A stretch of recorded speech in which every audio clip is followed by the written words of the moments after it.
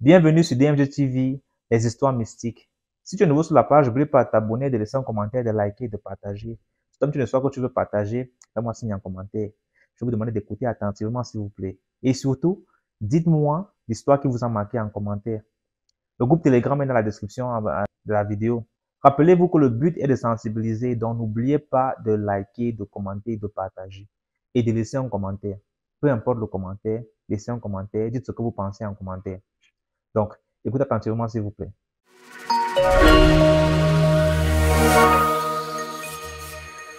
Agir brusquement, surtout les jeunes d'aujourd'hui qui ne tardent pas à lever la main sur les gens pour gifler. J'avais une deuxième histoire comme ça sur un jeune qui a giflé, qui a perdu la main. Aussi, comme ça. Si tu veux, je vais te raconter ça. Ok. Ça c'est une histoire d'un jeune qui habite dans la ville ici à Cotonou. Et ça, c'est un jeune que je connais particulièrement, hein, qui habite. C'est un jeune qui fume un peu, qui fait la vie. Bon, lui ne sort pas le jour. Quand tu vois la journée comme ça, tu ne le vois pas. C'est quand tu vois le soleil rentrer qu'il sort. Et quand il s'habille, il sort, c'est pour rentrer dans l'alcool. Donc, ils étaient arrivés, il avait pris sa moto. Un soir, il était parti sur Porte-Nouveau. Je ne sais pas ce qu'il était allé faire. Mais il s'était retrouvé dans un feu. Tu vois un peu, dans un feu, et il y a un vieux qui avait porté son casque avec une moto, les anciens Yamaha que les sages conduisaient là. Il est venu dans le feu, mais il avait cogné légèrement le petit, la moto du petit. Donc la bavette de la moto s'est détachée. Ce jeune d'à peine, je crois, 24 ans, 25 ans, a commencé par menacer le vieux que ouais, je vais te taper, ouais, je vais te montrer que ouais, je vais faire ci, ouais, je vais faire ça. Le vieux était assis sur la moto. Le vieux a dit, mon fils, c'est pas grave. Si j'ai gâté quelque chose sur ta moto, on va réparer. Il dit non, que lui n'a pas le temps pour réparer. Il fait nuit et que le vieux a bu de l'alcool, patati patata. Il racontait tout ça au vieux. Bah, il a pris la main comme ça, il a tapé sur l'épaule du vieux. Il dit au vieux que tu penses que tu es quoi? Moi, je vais te montrer que je suis jeune, je vais te montrer que j'ai encore la force. Si tu penses que tes petits gris-gris que tu as là peuvent me faire quelque chose ici, ça va rien faire. Et il a tapé sur l'épaule du vieux. Le vieux a enlevé son casque. Le vieux dit, il faut me regarder. J'ai mis ton père, celui qui t'a mis au monde, je l'ai mis au monde aussi. Donc, je suis ton grand-père. C'est comme ça, Massa, il a pris ça, mais il a giflé le vieux pour lui dire, ok, je t'ai giflé maintenant. Va dire à mon père que ton petit-fils t'a giflé. Ah, le vieux était comme ça. Donc, il y avait une foule qui s'est rassemblée autour d'eux. Et le vieux, tout le monde disait au vieux de ne pas parler, de ne pas répondre. Le vieux lui a posé une question. Le vieux lui a dit, mon fils, le père de gifle que tu viens de me donner, est-ce que tu veux que je te donne ça ici ou bien que je t'envoie ça de la maison? C'est la question qui a fait peur à tout le monde. Le vieux lui a dit, mon fils, le père de gifle là, que tu viens de me donner ici là, est-ce que tu veux que je te donne ça ici aussi ou bien est-ce que tu veux que je t'envoie ce père de gifle depuis la maison? Si ce père de gifle va venir depuis la maison là, il faut imaginer un peu le poids que ça aura. Mais si ça doit venir aussi de sur place, il faut aussi imaginer les conséquences que ça aura. C'est comme ça, le vieux a enlevé l'habit qu'il avait. Il avait porté son bout qu'il avait porté. Et ce vieux avait pas mal de petites tonnes de boucles sur lui comme ceinturon qu'il avait attaché. Voilà, le petit l'a déjà giflé. Les gens sont parlés au vieux, il dit non, le vieux, il faut laisser c'est ton enfant. Le vieux dit non. Si tu vas gifler le crocodile qui dort, il faut savoir que c'est ta main qui va trembler. Ce n'est pas la main de quelqu'un. Le vieux n'a pas arrêté de lui poser la question pour lui dire, mon frère, mon fils, est-ce que le père de gifle que tu viens de me donner, est-ce que tu veux que je te donne ça ici ou bien est-ce que tu veux que je t'envoie ça depuis la maison? C'est là que le gars même a réalisé que il avait giflé un piment qui était plus lourd que lui. Il a commencé par supplier le vieux. Il a commencé par supplier le vieux, par demander pardon au vieux. Le vieux a dit, ok, je vais te pardonner. Mais la main avec laquelle tu m'as giflé, là, tu ne vas plus jamais t'en servir. Je vais te laisser vivre. je vais te laisser vivre. Mais la main que tu as levée sur moi là, que tu m'as giflé avec, tu ne vas plus jamais gifler quelqu'un dans ta vie. Tu ne vas plus jamais taper même ton propre enfant que tu vas mettre au monde. Le vieux a pris sa moto, le vieux est parti. Il s'est arrivé que 17 jours, j'ai bien précisé, 17 jours après, le gars, cette main-là a paralysé. La main s'est tordue tout seul. Comme ça. Comme s'il était né avec cet handicap-là. On a cherché la maison du vieux, on n'a pas trouvé. Et la main est restée comme ça.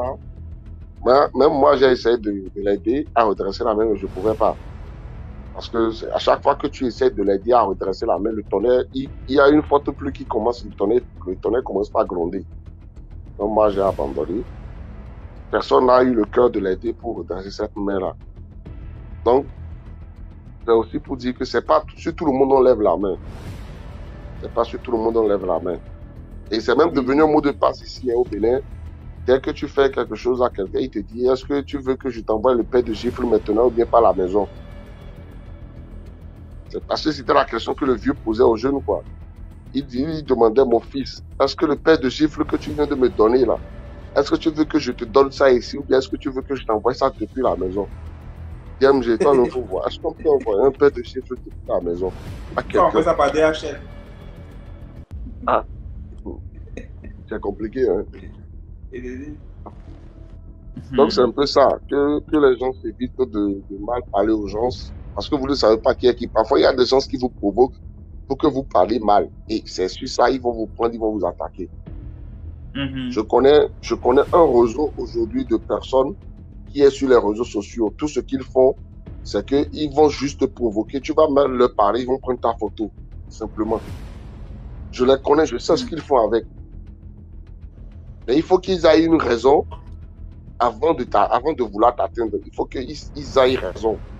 Ils t'ont juste parlé, hein, tu vas t'emporter, tu vas t'énerver, tu vas mal leur parler. Et tu vas dire un truc pour te faire du mal. Tu vas dire un truc. Tu vas dire un truc seulement. Ils vont prendre ta photo. Il y a même beaucoup de personnes ici sur les routes, surtout les femmes belles là, qui mettent leurs photos sur TikTok, sur les réseaux sociaux. J'en vois plein, on prend une calicine pour faire des savons de chance. Tu es là comme ça, tu es belle, tu es jolie comme ça, tu vois les hommes te fuir. Tu vas dire, j'ai fait quoi?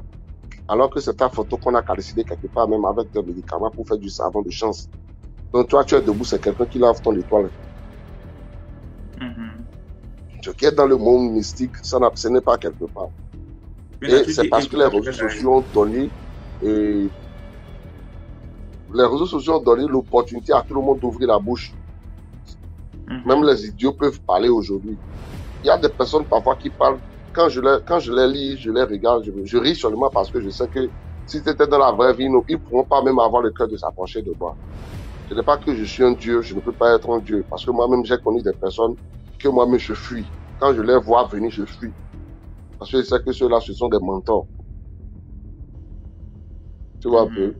Mais il faut faire attention. Parce qu'on ne sait jamais quand est-ce que le maguia, d'accord, on ne sait jamais quand est-ce que le maguia peut prendre la place du serpent dans la maison. Voilà, c'était un peu le partage avec vous. Merci beaucoup, l'homme de l'homme, pour les histoires, pour les proverbes charismatiques. Raconter une deuxième histoire, c'est concernant les reliques de famille ou totems. Voilà, totems de famille. Parce que nous sommes en Afrique et on connaît tous les réalités. Beaucoup de personnes prennent ça comme si, je ne sais pas trop quoi. Bon, ça dépend de ceux qui en ont. Bon, l'histoire concerne deux rivales, communément appelés au Cameroun des coépouses. Donc, il y avait deux coépouses ou deux rivales dans un foyer dont le monsieur avait épousé deux femmes. Et quand il épouse ces deux femmes, il y a la première qui n'arrivait pas à faire d'enfant. C'est là où le monsieur décide de prendre la deuxième. Et quand il prend la deuxième arrive dans son foyer, elle commence à faire des enfants. Et les gens qui étaient autour d'elle lui disaient toujours, fais attention à ta rivale, fais attention à elle. Mais bon, elle disait non, ma rivale m'aime trop, au fait. Elle m'aime trop, elle gâte souvent mes enfants quand je suis pas là. Mais on lui disait tout, fais attention. D'où on dit souvent quand une, deux personnes ou trois personnes te disent quelque chose, prends d'abord du recul et essaye de voir au fait sous quel angle ces gens t'interpellent. Sinon, la vie va t'enseigner au fait.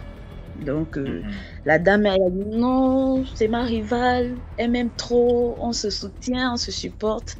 C'est comme ça qu'un jour, la dame, elle dort apparemment, paraît-il.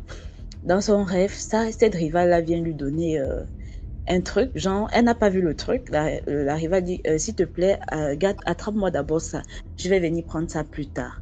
Elle aussi, puisque dans la vie réelle, elle s'entendait très bien, elle a pris sans savoir ou bien sans demander qu'est-ce qu'elle prenait et qu'est-ce que sa rivale demandait de garder. Elle a pris et elle a gardé. C'est comme ça que un jour, le premier enfant commence à être malade. Elle avait 5 enfants. Le premier commence à être malade et après la maladie, c'est la mort. Même pas, je veux dire quoi, même pas plusieurs années, un autre enfant encore commence, c'est l'accident. Au fait, des morts prématurées, l'accident, l'enfant part. Troisième encore, sur les 5 enfants, elle a perdu 3 enfants déjà. Troisième enfant, maladie. C'est comme ça que l'enfant part. Le quatrième, il fait l'accident. Dieu merci, je peux dire Dieu était avec lui. Il n'est pas mort, mais jusqu'à présent, il est resté paralysé. Il marche en boitant et autres. C'est maintenant sur l'avant-dernier, puisqu'il restait 2, que sa famille, au fait, devient un peu inquiet, mais c'est quelle situation que notre soeur vit là et autres. Ils ont un peu essayé de chercher les voies et moyens, au fait, pour voir est-ce que c'était des morts naturelles ou des morts prématurées. C'est comme ça que... faut amener votre soeur et elle et moi on va essayer de parler. Ils ont amené leur soeur, ils ont convaincu leur soeur d'aller chez le monsieur. Et quand elle arrive chez le monsieur lui dit, il y a de cela longtemps, en fait, ça fait tellement d'années que tu as fait un rêve. Et dans ce rêve-là, ta rivale te donnait un truc de garder. Elle ne se rappelait même plus du rêve. Le monsieur insiste que mais tu as fait un rêve, on t'a donné un truc de garder. Elle dit non, elle cherche. Au fait, elle a même oublié le rêve. Au fait, pour elle, qu'elle avait fait le rêve, elle ne s'est pas agrippée au fait sur le rêve. Elle a dit bon, c'était un truc comme ça. Elle a simplifié le rêve, elle a négligé le rêve. C'est comme ça qu'elle a pu chercher et elle a retrouvé le rêve. Elle a dit effectivement, je me rappelle, j'avais rêvé, genre, on m'arrivait à me donner un truc de garder. Le monsieur lui dit maman, le truc que tu arrives à te donner de garder là-haut, c'était le bois. Donc, c'était son bois, puisque sa rivale était, je veux dire quoi, la gardienne au fait des reliques de sa famille. Et vu qu'elle n'avait pas d'enfant et qu'à la longue, ce bois-là demandait le sang et autres, elle n'avait pas quoi donner au fait. Donc, il fallait nécessairement qu'elle trouve un trou pour combler cela. Donc, genre une personne chez qui elle devait confier le truc au fait.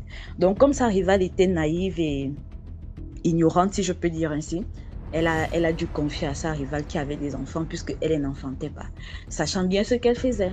Donc, on lui dit ça que donc c'était le bois que tu avais quand même pris. Tu as ouvert la porte de ta maison à un truc de manière inconsciemment, quoi, sans savoir que voilà, c'est ce truc que tu faisais entrer dans ta maison.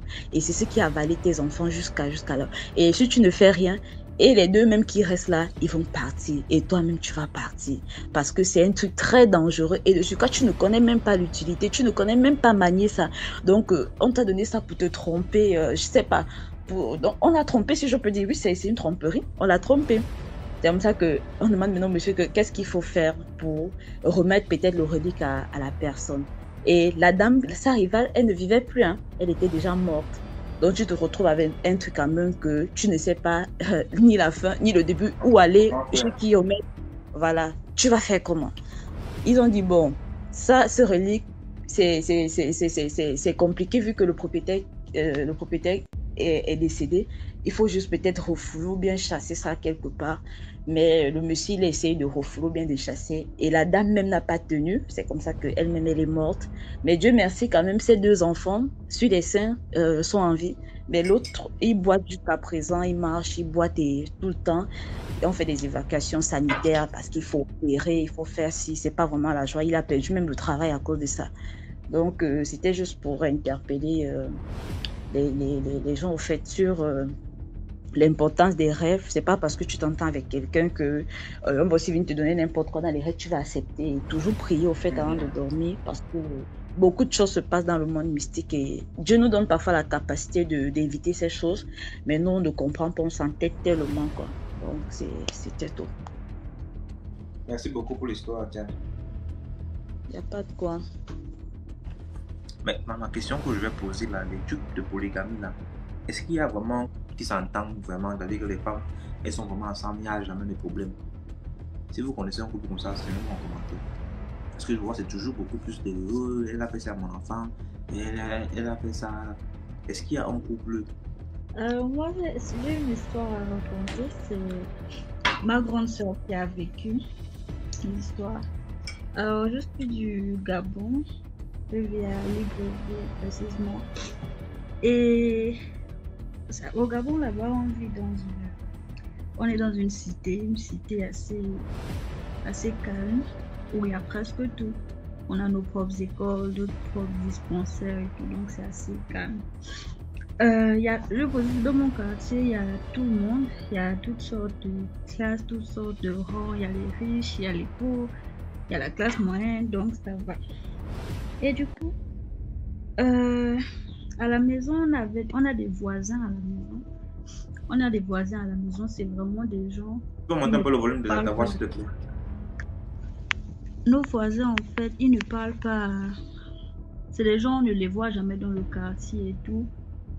Ils sont toujours dans leur coin, on ne sait pas comment ils s'appellent, mais on sait ce qu'ils font dans le quartier. La maison que le monsieur a construite, c'était un monsieur qui était dans la politique, donc il a construit la maison pour une de ses femmes et elle est restée là-bas avec ses enfants du coup. Et après, il y a des choses qui se sont passées dans la famille, etc. Donc, dans la maison, il y avait deux filles. Une qui était assez réservée et une qui essayait quand même de parler avec les autres dans le quartier. Et c'est comme ça, vu que c'était juste la barrière qui séparait, donc comme elle avait à peu près le même âge que mes grandes sœurs, donc elles se voyaient souvent à la barrière pour jouer, etc. En grandissant maintenant, elles ont commencé à se fréquenter et tout. Elle a eu quand même une certaine liberté, donc elle sortait déjà quand même.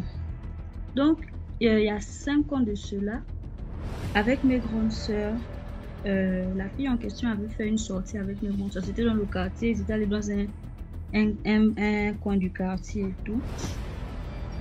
Ça parlait bien. Elles s'entendaient avec mes grandes sœurs depuis, c'était des copines et tout. Donc, il y a une de mes grandes sœurs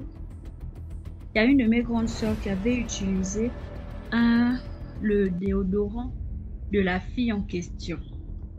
Nous, on est de confession, on est chrétien et tout, mais on n'applique pas. On est chrétien, il y a des fois on va à l'église, donc ça va. Donc, pendant la sortie, en allant maintenant, en se préparant et tout, il y a ma grande soeur qui avait eu à utiliser un déodorant de la fille en question.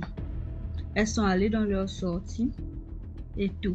À partir d'une certaine heure, la fille en question a commencé à faire des crises. Elle a commencé à faire des crises. Au début, les autres se disaient, oui, c'est le plein, qu'elle est peut-être bourrée, elle fait les crises, etc. Non. Elle a commencé à faire les crises, à pointer du doigt aux autres. Oh non, toi, tu vas mourir. Toi, tu vas voir ce que je vais te faire la nuit. Des trucs comme ça, là. Et vers minuit, et la fille avait précisé, c'est après que les autres s'étaient rendus compte de ça, que chaque fois qu'ils sortaient avec elle, elle leur disait souvent qu'à minuit, moi je dois rentrer chez moi, ou avant minuit, je dois rentrer chez moi parce que je dois prier avant minuit.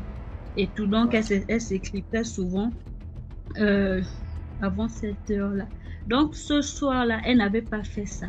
Tellement ils étaient dans l'ambiance, l'heure est passée et tout. Donc la go a pris... Elle a commencé à prendre les crises. Elle a pris ses crises, boum, elle est tombée.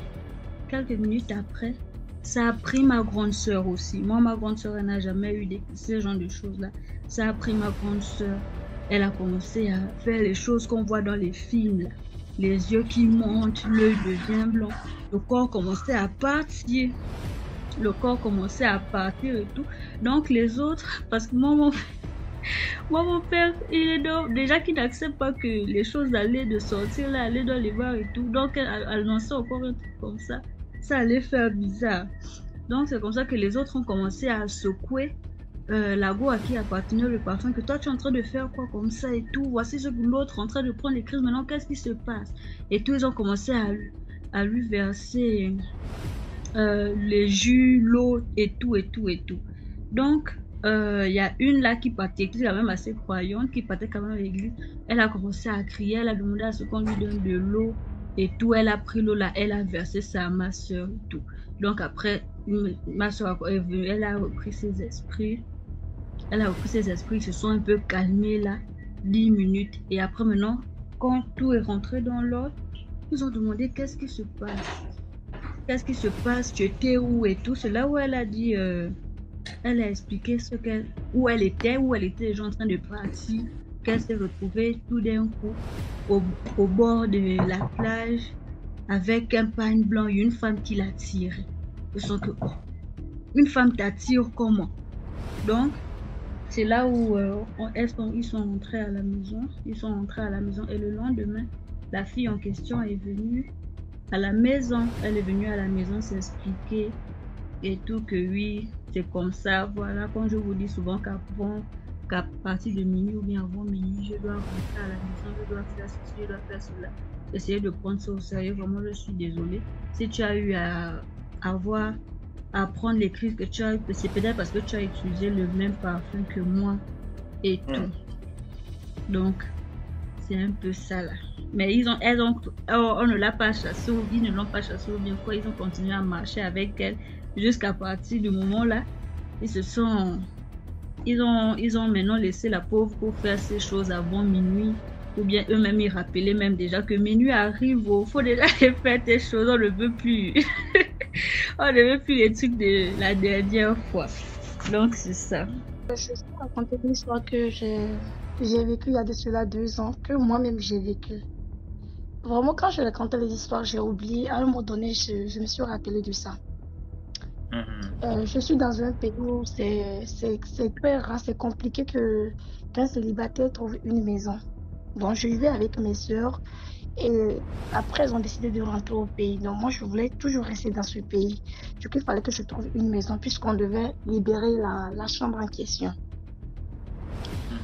Et j'ai un ami qui est d'origine.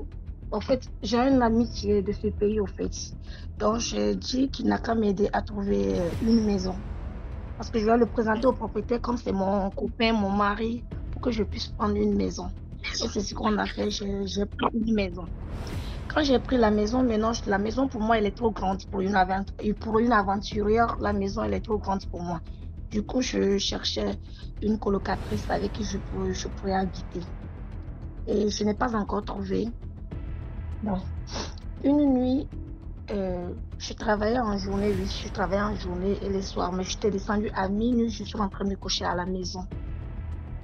Comme je venais de déménager, je ne dormais pas à l'intérieur, je dormais au salon puisqu'il faisait très chaud. Je dormais au salon. J'étais couchée au salon. À un moment donné, j'entends qu'on toque à ma porte. Il y a d'abord une grille avant de trouver la porte. J'entends comme si quelqu'un essayait d'ouvrir la grille, au fait. Donc, j'ai pris mon téléphone, j'ai regardé l'heure. Il était 4h59. Presque 5h. On n'est que des célibataires dans la maison. On est 4 locataires, rien que des célibataires. Et j'étais la seule femme qui est dans la maison. Du coup, j'ai demandé qui est-ce. Vous savez ce que j'ai entendu? Un cri. Comme ça. Yeah. Je dis pardon. Et le cri là, j'ai su que vraiment c'est pas humain. En fait, c'est un cri qui n'est pas humain. J'ai commencé j'ai eu peur. En même temps, j'ai eu peur. J'ai commencé à trembler. J'ai dit non, que je ne dois pas trembler. J'ai commencé à crier. Je ne sais pas qui tu es. Je t'ai trompé de porte. Tu viens toquer à ma porte. Est-ce que toi et moi, là, on est sortis ensemble? J'ai commencé à parler. J'ai dit, Dieu m'a donné la force de marcher sur toi. Tu ne me domines pas. Tu ne vas pas me dominer. Non, je suis plus forte que toi. En même temps, ça fait silence. Quand ça a crié comme ça, là, ça a commencé à... Quand il faisait jour, je suis partie demander à mon voisin. C'était un Gabonais. Je lui ai demandé s'il n'a pas entendu un bruit. Il a dit non. Il a dit non. J'ai dit ok. Je lui ai expliqué ce qui m'est arrivé. Et il m'a dit non, depuis qu'il est dans la maison, il n'y a jamais eu de voleur. Donc, c'est pas un voleur. J'ai appelé en même temps la personne qui m'a appelé. Je l'ai appelé, il a dit ah, lui-même là, peut-être que c'est de cette voleur. Et ok, il au travail. Le soir, l'ami en question m'appelle, il me dit non, que vraiment, c'était pas un voleur. Il est parti pour un marabout, et que c'était pas un voleur. Mais ok. Je suis rentrée le soir pour me coucher encore.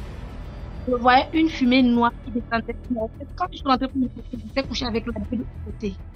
Je voyais une fumée noire qui descendait sur moi.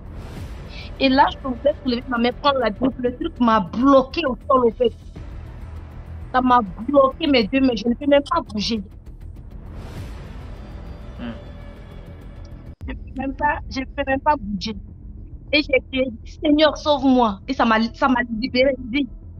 Quand je me suis réveillée là, j'ai fui, je suis rentrée à l'intérieur, j'ai fermé la porte. Le lendemain, je suis partie au travail. J'ai dormi au boulot, je ne suis plus rentrée à la maison. Je ne suis plus rentrée à la maison. Et après, je suis partie voir le pasteur à l'église. Je suis partie voir le pasteur à l'église. Le pasteur a dit que c'était un esprit qui devait me délivrer. Il a commencé à prier sur moi. Quand il a commencé à prier, j'ai senti mes pieds qui étaient paralysés. Je ne pouvais même pas bouger mes pieds. J'avais tellement mal. J'ai commencé à pleurer. J'ai dit, c'est mal, mon ventre, mes pieds. Le pasteur, il est là, il dit, est-ce qu'il parle de tes corps? Je dis, non, ce n'est pas un esprit. J'ai dit, mal, mais mon pied, mon ventre. Et quand il a fini de prier pour moi, il m'a donné de l'eau bénite. Il m'a dit de retourner dans la maison, il va venir. Je dis non, que c'est bon, je déménage. J'ai déménagé, une année, j'ai amené mes affaires déposées là, j'ai commencé à dormir dans le travail. Parce que j'ai vraiment eu peur. J'ai vraiment eu peur. D'accord. Merci beaucoup, Amour. Quand ça arrive, moi, j'ai peur. Je vais vous raconter l'histoire que j'ai vécue dans ma propre famille, dont je vais nommer l'héritage refusé. Oui. Oui, DMG, la connexion 4000 là, c'est toi qui vas nous offrir. Ouais, quel serait le président de la République? Vous pouvez acheter comme ça, tout le monde. Oui. Pardon. Bon, l'héritage refusé. Ça, c'est dans ma propre famille et j'ai assisté du début jusqu'à la fin. Donc, je raconte. Je suis avec ma grande sœur et son mari. Avec ses deux gnognous, deux petits garçons de 6 ans et 4 ans. On vivait bien, tout allait bien. Chacun allait à son travail. Moi, je vais à l'école. Les deux vont au travail et les deux petits vont à l'école. On était là, la vie sur la coulette douce, jusqu'à ce qu'on reçoive l'appel du village par mon beau. L'appel est pour mon beau qu'il y a une de ses oncles qui est décédé, mais avant de mourir, c'est lui il a choisi comme héritier. Il dit héritier pourquoi? Mais le monsieur, il a ses enfants, il a de grands enfants, plus grands même que mon beau. Mais pourquoi ses enfants ne veulent pas prendre l'héritage? Et c'est lui on choisit. Le monsieur, il a des biens. Je vous dis, étant au village, il est très bien placé. Il a des biens, des plantations, du café, cacao, palmier à huile et veilla, y compris, je pense, ça non, c'est quoi, le manioc. En plus, il avait des sous, genre, au niveau de son compte en banque, c'était bien même, bien plein. Il y avait des sous même à l'intérieur. Il est marié, il a des grands enfants. Mais la partie qui devient de plus en plus dangereuse, c'est que, avec toutes ces positions qu'il avait, il était un grand sorcier. Un très grand sorcier. Donc, si mon beau acceptait l'héritage, en plus des biens, il devrait accepter aussi la sorcellerie comme héritage. C'est-à-dire le poste que le monsieur occupait au niveau de la sorcellerie, c'est le même poste qu'il doit occuper aussi au niveau s'il acceptait l'héritage. Donc, mon beau, étant ancien villageois, il connaît un peu ce système. Et ancien villageois, ceux qui ont grandi au village, il connaît un peu le système. Et puis lui aussi, il est très religieux. Il a consulté sa femme et les deux ont accepté les deux ont pris la décision de refuser complètement l'héritage. Mais ils ne peuvent pas dire ouvertement qu'on refuse l'héritage. Sinon, ça va causer un peu de malentendu au niveau de la famille et chacun va prendre comme il peut. Donc, il faut savoir parler, adopter les mots justes pour pouvoir convaincre, pour ne pas que, quelle que soit la personne qui est en face de toi, soit frustrée ou se transformer en autre chose. Donc, quand l'appelait pour aller au village, pour aller concrétiser l'héritage, le monsieur banalisait. Aujourd'hui, il met ici que je ne peux pas par rapport au travail, que c'est un peu compliqué, j'ai telle chose à faire. Il repoussait jusqu'à ce qu'ils disent ouvertement, ah, moi cet héritage-là, franchement, je ne veux pas. Mais DMG, je vous dis, il a eu L'héritage empoisonné. Oui, il a eu tort de dire qu'il refusait l'héritage. S'il savait, il allait continuer de banaliser, de leur dire, de leur jeter l'éponge pour dire aujourd'hui, demain je vais venir ou ça je n'ai pas le temps. Un petit bouton, je dis bien les petits boutons qui apparaissent sur le visage là. Et toi, tu te dis, bon c'est quoi ça, je vais casser. Un petit bouton. Le petit bouton, il a cassé à 16 heures. À 16 heures, le matin, il s'est réveillé, DMG. Tout son, je peux dire le côté gauche de son visage où le bouton se situait, est enflé, complètement enflé, avec des pus à l'intérieur. Avec du pu. Elle est complètement enflée et au fur et à mesure que les heures passaient, les boutons ont continué à pousser, à pousser, à pousser. Quand tu regardes, tu viens le voir, tu le regardes là, toi-même tu sais qui fait ça. Mais tu peux rien dire. Toi-même tu sais que c'est ça. Quand nous voit, on a commencé à prier, à travers la prière. Et il y a une dame à côté de nous qui fait un peu les travaux des praticiens, qui est venue, qui a mis les médocs là-dessus. Aussi, on continuait à prier. Et il a bien fait de retarder, il a bien fait de rejeter aussi l'héritage. En guise de ça, il préparait son voyage pour aller en Europe. Donc, je ne sais pas si c'est dans le Canari, ils ont vu, avec un visage enflé, le visa étant sorti. Vous pouvez vous présenter soit à l'ambassade pour aller récupérer avec un visage enflé. Ils vont vous accorder, disons, le visa, ils vont vous donner. Mais vis-à-vis même, ça sera rejeté. Même si le mot de passe, même si l'accord a été donné, mais ça sera rejeté. Donc, il faut nous voir. En moins de 2 jours, le gars doit aller prendre le passeport avec le visa à l'intérieur, avec un visage enflé. Je ne sais pas où la puissance du Christ arrive. Où c'est quitté avec la prière là. En une nuit, le visage est descendu, ça a desséché. Si on te dit c'était le gars qui était là aujourd'hui, et demain matin, le lendemain, il s'est réveillé avec ce même visage, il a dit c'est faux. Vraiment, c'est par la puissance de Dieu. Il a pu partir, aujourd'hui ça va bien, ma soeur l'a rejoint, avec les petits gnougnous, tout se porte bien. La leçon que j'aimerais apporter, c'est que les héritages, soit on dit l'héritage ou les héritages que certaines personnes proposent, c'est à refuser. Ne voyez pas seulement que le bien matériel ou soit le bien financier qui est au devant de tout. Non. Si lui-même ses propres enfants, il a des enfants, il a sa femme, il n'a pas pu donner cet héritage-là à ses proches, à sa descendance ou à ses proches qui sont là. Et c'est à travers quelqu'un d'autre qui va les transmettre. C'est que ce qui est en bas, c'est mauvais. C'est pas soit, c'est parce qu'ils ont vu, je peux dire la réussite ou la lumière, la grande lumière ou la réussite à travers toi, qu'ils veulent soit détruire ou éteindre complètement. Donc, ils ne savent même pas par quel chemin à vouloir adopter leur stratégie. Et aussi, ils nous gagnent ainsi. Nous aussi, tellement que nous sommes assez naïfs, nous voyons le côté financier, le matériel, pour dire, oh, il a telle chose, et on s'accapare. Quand on accepte cet héritage-là, on prend la lourde charge. Et soit il a un lourd remboursement qu'il doit faire là-bas, là. Tu t'en vas prendre ce fardeau. Et ça va agir sur toi jusqu'à la fin de ta vie. Toute ta descendance va payer. Parce que c'est un truc, quand tu prends, même tes arrière-petits-enfants vont péter. Donc, c'est un peu ça mon histoire que je voulais partager, mes 2 histoires que j'ai partagées aujourd'hui.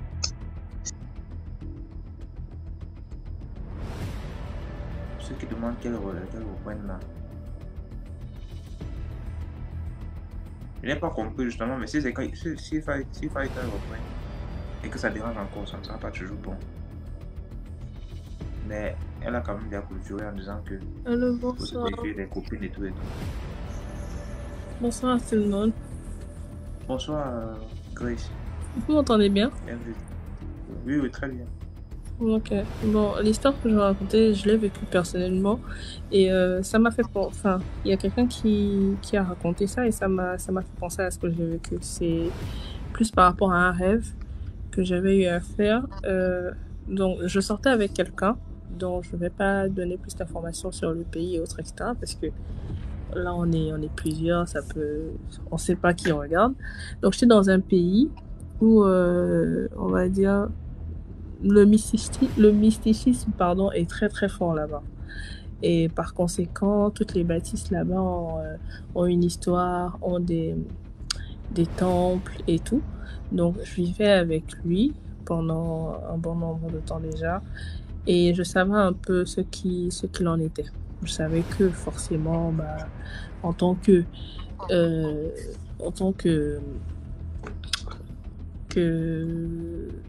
veux dire ça comment, tellement il est très très traditionnel tout ça, que forcément il avait aussi ce côté-là. Donc jusque là, moi ça me dérangeait pas dans la mesure où tant que je ne mets pas mes pieds, tant que je ne cherche pas à savoir, ça c'est bon pour moi quoi, c'est ok. Donc il s'est fait que un jour j'étais en train de dormir, j'ai fait un rêve. Le premier rêve, je m'en rappelle mais vraiment pas. Mais je sais que ça allait dans le sens où on me demandait de me prosterner et tout par rapport à une prêtresse, quelque chose comme ça. Donc le premier rêve déjà, j'ai annulé. Et un jour dans la blague, à mon réveil, je lui dis toi, ta femme là est venue me voir dans mon rêve et tout. Faut lui dire d'arrêter quoi, genre que elle et moi on se connaît pas, qu'elle me laisse tranquille, tout ça. Il me dit mais tu me racontes quoi et tout. C'est là où je lui ai expliqué le rêve. Et quelques heures plus tard, il me dit tiens. Donc, si je comprends bien, que ça veut dire que tu étais au courant que tu étais marié, n'est-ce pas? Non, pas qu'il était marié. Il n'était pas marié, tu vois. Mais non, en fait, non, il n'était pas marié, mais genre les hégémonies quoi. Si je peux dire ça comme ça. C'était comment je veux dire ça? C'était une femme. Tu comprends? Genre le génie qui était dans leur famille, tout ça machin. C'était une femme. Ok. Et j'ai fait ça comment?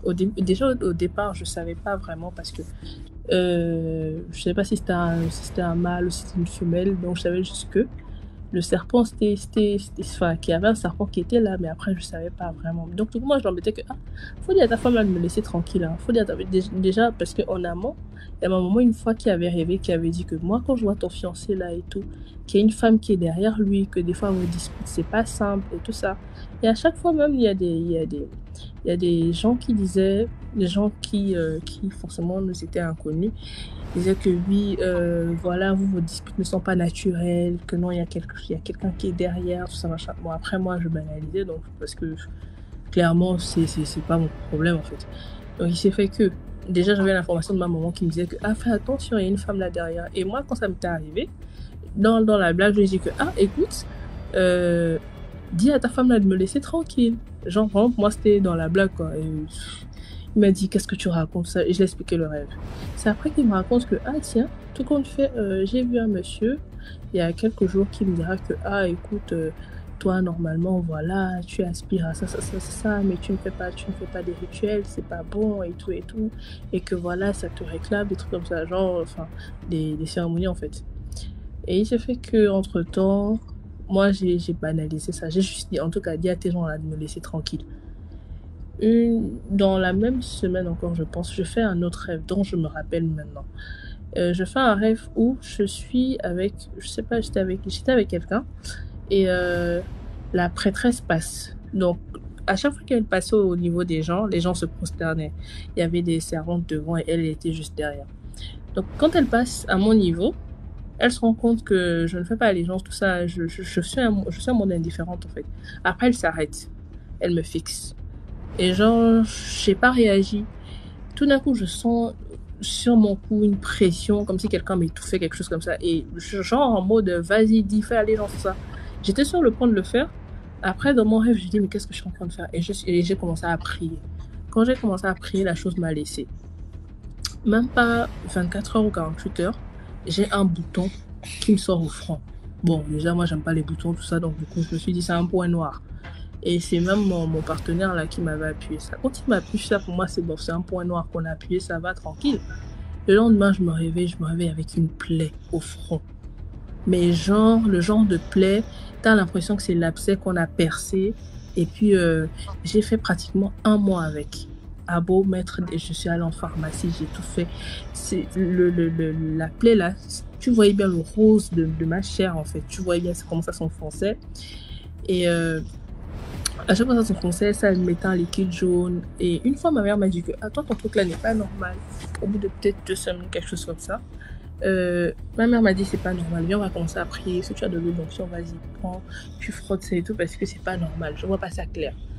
Donc au bout de peut-être 1 mois, c'est parti, mais vraiment j'ai été persécutée pendant toute cette période parce que à chaque fois quand je traitais d'un côté, ça sortait d'un autre. Presque tout le visage, moi j'étais envahi par des plaies quoi. J'avais des plaques au visage, je ne sortais même plus, même pour aller au restaurant travailler, je partais plus, je ne faisais plus rien, j'étais dans la chambre, j'avais honte, obligée de mettre des perruques qui me cachaient le front parce que vraiment j'étais, jusqu'à ce que Dieu merci pour moi, ça m'a laissé. Je suis partie de la maison parce que à un moment donné c'était vraiment chaud pour moi et par là je te dis aujourd'hui ça va. Entre-temps, c'était juste pour dire que les rêves, il faut pas négliger. Parce qu'il y a des gens souvent qui font des rêves où on donne à manger, ou c'est cela. Et moi, ce jour-là, la chose voulait que je puisse me prosterner, que je puisse accepter leurs coutumes, tout ça. Alors que ça fait pas partie de mes coutumes, ça fait pas partie de mes convictions. Moi, je suis chrétienne.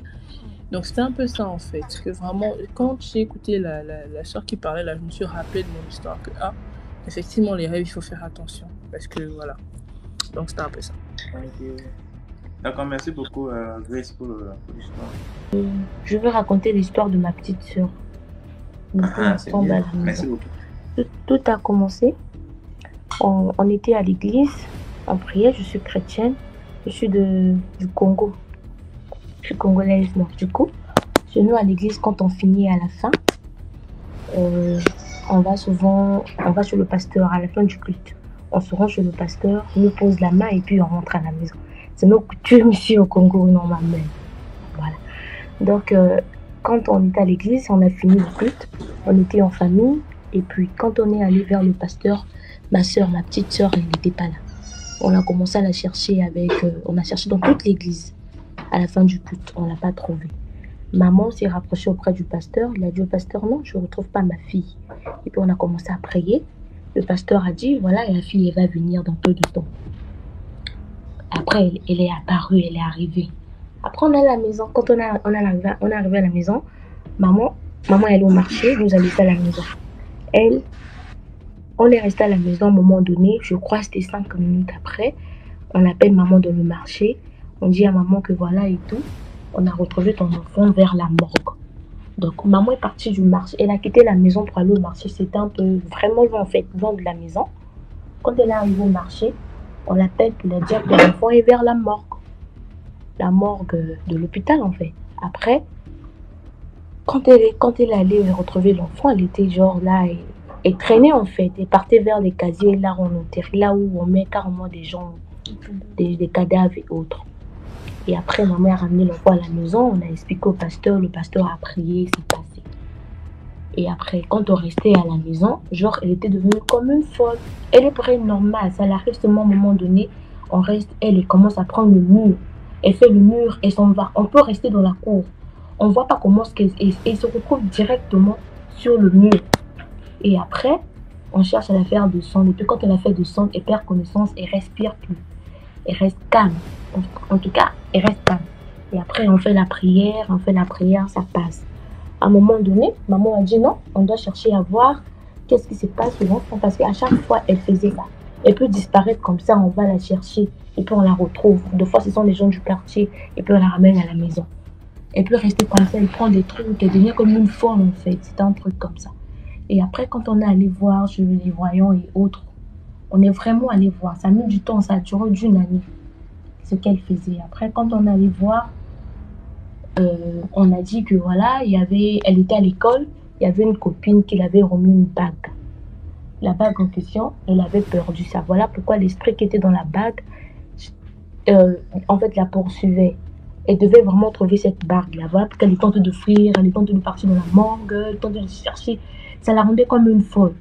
Il fallait prier, et puis on l'avait eu à couper, je sais pas, chez nous on appelle ça son lingala. Je sais pas si vous allez comprendre. On a eu à mettre les trucs, donc quand tu la tapes sur le dos, elle ne respire plus et tombe. Donc on peut plus la taper sur son dos. Une fois à l'école, on l'a tapée sur le dos, elle respirait plus, on devait même la ramener à la morgue. Elle tombe pendant au moins des heures. Mais nous déjà à la maison, on savait que elle, quand on la tape sur le dos, pour ne pas que l'esprit là, le féticheur, il avait eu à faire un truc comme ça sur elle. Donc pour ne pas qu'elle puisse se balader et tout chercher la bague, il ne faut pas qu'on la tape sur le dos. On ne devait plus la taper au dos. Maintenant, à l'école, on l'a tapée au dos, elle était déjà tombée. Genre, on l'a ramenée à l'hôpital, elle était morte, sans pourtant qu'on puisse prévenir d'abord la famille. Au moment qu'on nous appelait, on la ramenait déjà à la morgue. Donc, et puis maintenant, les parents ont dit non, qu'est-ce qui est arrivé? Non, elle se battait, je sais pas, avec une amie, et puis on l'a tapée au dos, et puis quelque chose comme ça. Maman avait directement compris. Ouvre ton micro, Elena. On devait la ramener à la morgue.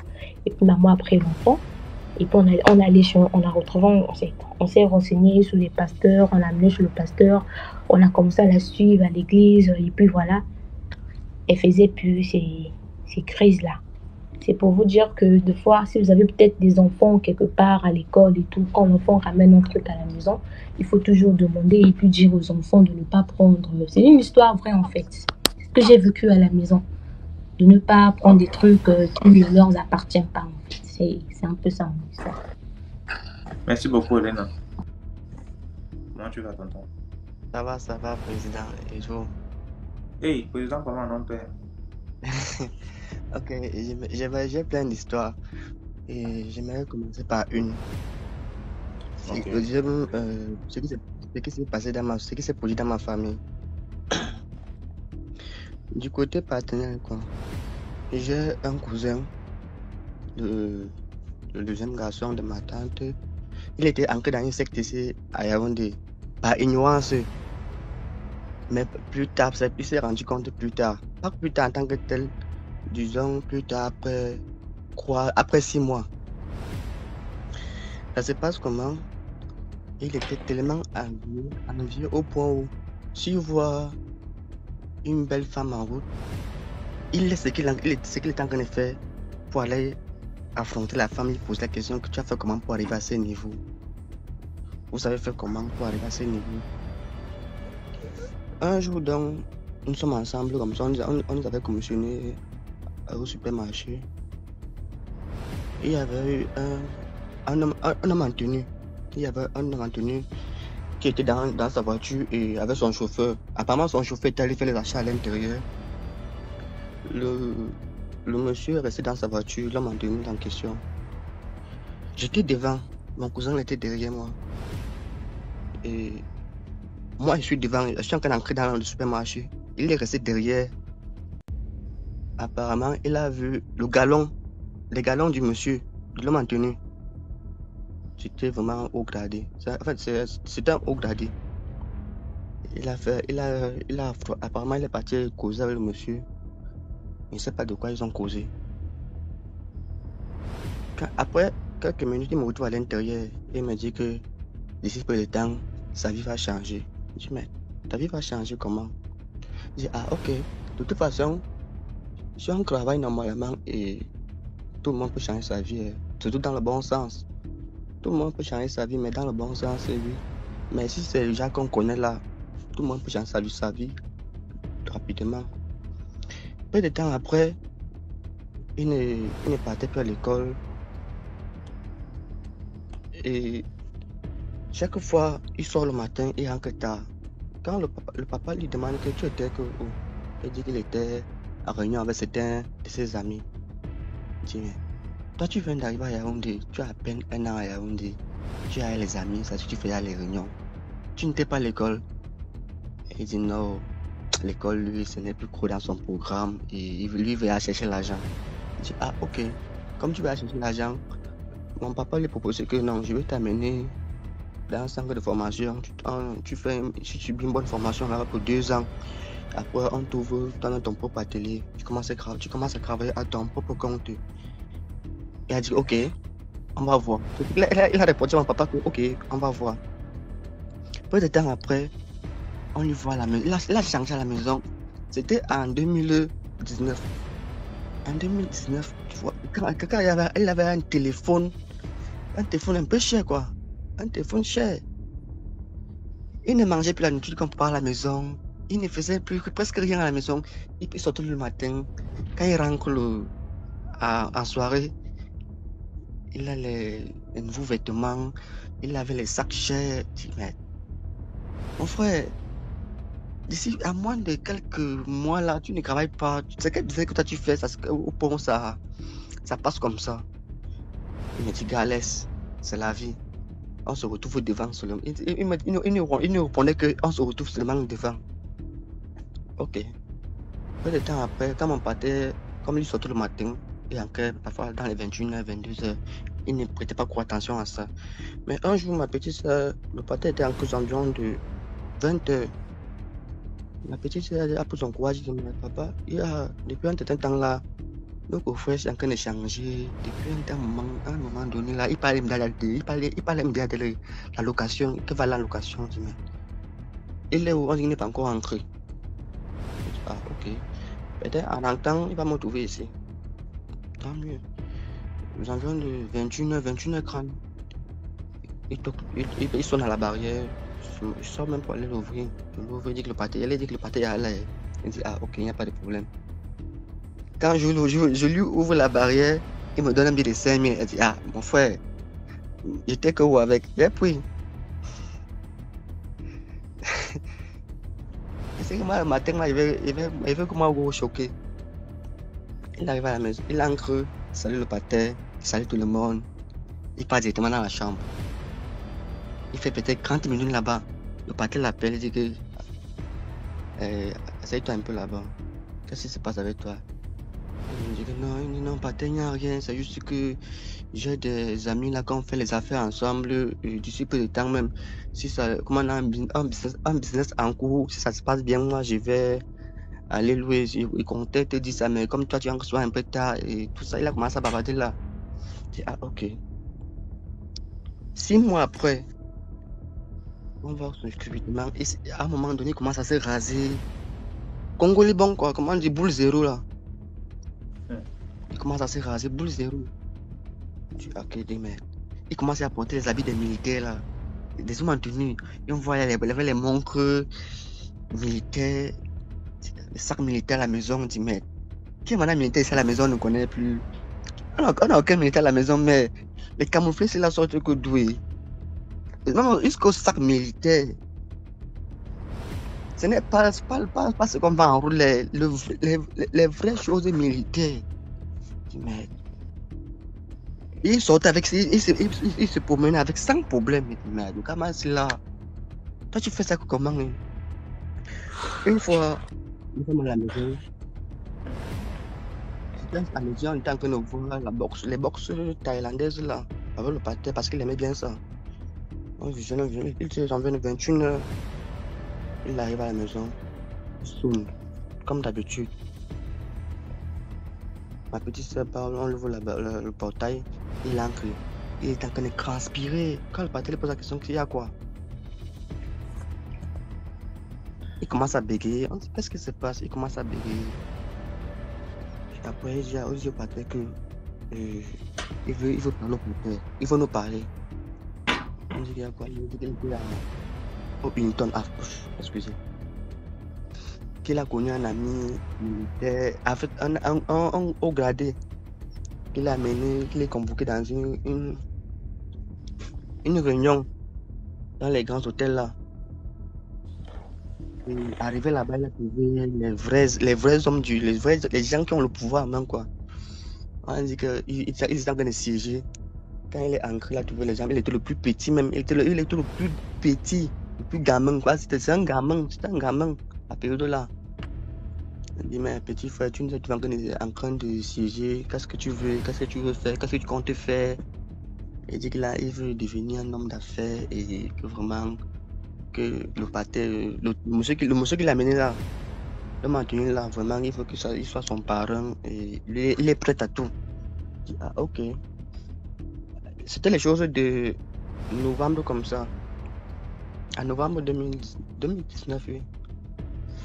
Nous sommes à la fin d'année, il n'y a pas de souci, on va vraiment t'aider pour que tu commences. Quand l'année va commencer, là, on essaie de te donner, on va te trouver un bon capital et un bon fonds, ce que tu vas choisir ce que tu peux faire comme commerce, comme tu veux faire le commerce là, tu veux devenir homme d'affaires, ok. En disant cela, comme ils étaient en train de siéger à Réunion, il y avait c'est le chef de Réunion, c'est le président, il était que Pao. Il est parti prendre une boîte qui avait les courriers. Il a balancé les courriers sur la table là, parce que apparemment c'était une grande table. Tout le monde se levait, chacun prenait un courrier. Mais mon frère est parti prendre 4 courriers. Quand il prend les 4 courriers comme ça, tout le monde applaudit. Oh, tu es courageux, petit, vraiment tu es courageux, beaucoup de courage à toi. Tu sais vraiment un grand homme d'affaires, oui, il était fier. Comme les gens étaient en train d'acclamer que non, tu es courageux. En décembre maintenant, on dit petit, tu voulais combien? Il dit donnez-moi d'abord 2 millions. Apparemment, il a payé 2 millions. Le jour qu'il a pris l'argent, parce que moi j'ai vu l'argent là. Il voit, il entre à la maison avec un sac, il dépose l'argent sur le lit. Il transpirait, il met le ventilateur, mais il me dit, car tu vois ça, tu me dis, wow, tu commences à briser. Il me dit, ouais, il va briser. Ok, gars, faut que ça m'en brise. Quand tu vas briser dans le bon sens, pense seulement à nous demain. Il me dit, gars, laisse, ça va aller. En tant qu'on est fêté le 24 décembre ensemble, il a acheté la boisson, les biscuits, on buvait, tout le monde était fier. Maintenant, le 30 janvier, il est sorti le matin. Il est encore aux environs de minuit. Ah, on sait que c'est la fête. 40-41, on sait que c'est la fête, ok. Mais on voit là comment il a dormi de minuit là, peut-être jusqu'à 13h le 31. On pas de réveiller, mais tout le monde tu ne te laves pas. Moi, il y a un autre là-bas, il faut que tu sois été servi. Il dit qu'il n'a pas faim, il dit ok. La fête passe, le premier passe normalement. Le 2, je crois, sa mère tombe malade. On dit que le pâté l'amène à l'hôpital, amène ça à l'hôpital, lui. Donc, on l'amène à l'hôpital, on ne voit rien. Sa mère était toujours malade, sa grande sœur chute aussi. À moins d'une semaine, 3 personnes ont chuté dans la même maison. Parce qu'on ne vivait pas dans la même maison avec ma tante là, sa mère. On dit, ok, qu'est-ce qui ne va pas? Et peu de temps après, sa petite sœur qui avait chuté en dernière position, elle n'est pas au coma. Je dis, ok. Quand le pâté commence à réfléchir qu'il a fait cela, à moins d'une semaine, j'ai à croire malade comme ça et en effet que ça aggravé, qu'est-ce qui ne va pas? Le pâté essaie d'appeler un prêtre exorciste. Le prêtre exorciste arrive à la maison. Quand il entre d'abord, il dit qu'il y a une main noire, il y a une main sale qui vient d'intégrer dans une secte. On commence à réfléchir, on dit, ça ne peut pas être qui. On commence à se poser des questions. On dit que non. Apparemment, c'est nous que nouveaux militaires là. Et oui, automatiquement, il n'était pas là le jour, le manque là. Il est parti faire 2 jours. On ne connaissait pas, personne ne connaissait où il était. Il est parti faire 2 jours. Quand il revient, il voit comment ma tante, sa mère était là. les malades étaient là, sauf celle qui avait, sauf celle qui était au coma. On dit que on t'a démasqué. Dis-nous ce qui s'est passé. Qu'est-ce que tu as fait?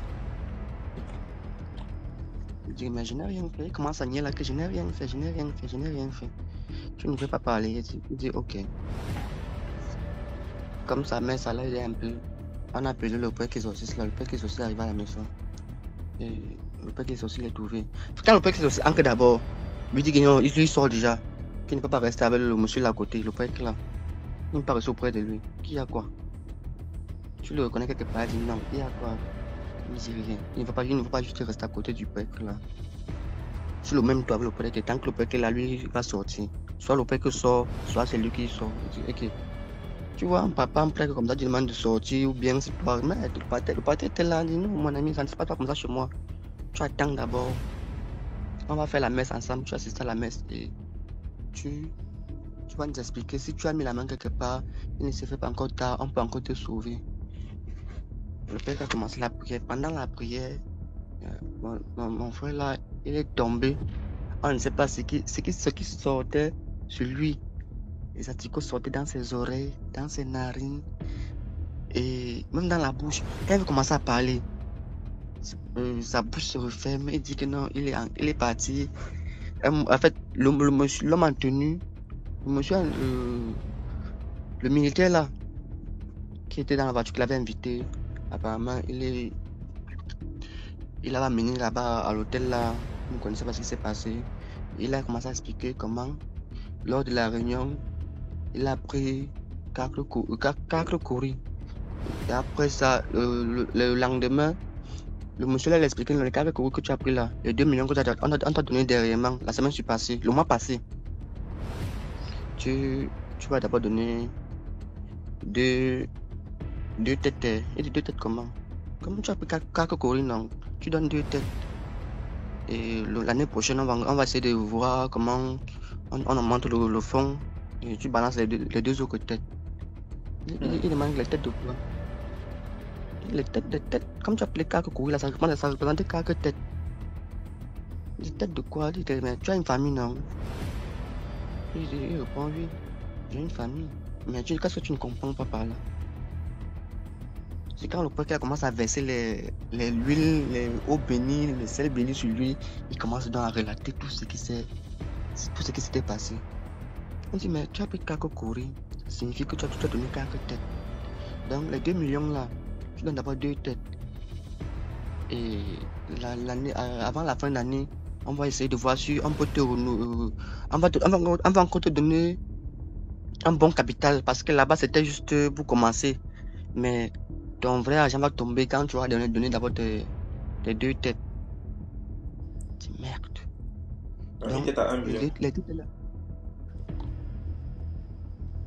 Les 2 têtes là étaient qui? Apparemment, il y avait sa mère et sa grande soeur. Il dit, mais sa mère commence à crier. Donc, tu voulais me sacrifier. Tu voulais me sacrifier pour 2 millions parce que tu veux devenir riche. Il dit, ah, ok. Comme maintenant là, s'il y a possibilité de te sauver, non, essaie seulement de tout dire la vérité. Parce que si tu essaies de cacher, ça va retomber. C'est toi qui vas partir. Au fin des fins, lui, il est finalement parti parce qu'il a refusé.